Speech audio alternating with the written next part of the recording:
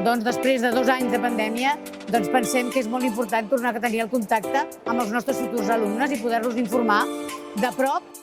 És explicar sobretot als alumnes de l'ESO i batxillerat que estan interessats en els estudis artístics, que volen estudiar des d'algun ofici d'arts plàstiques o arts aplicades, que es deien abans, com la ceràmica, les arts aplicades al mur, els vitralls, fer esgrafiats, etc. O els estudis més encaminats cap al disseny, com la decoració d'interiors, el disseny gràfic, la comunicació audiovisual, etc. Llavors informem tant els alumnes de l'ESO com els de batxillerat, perquè els de l'ESO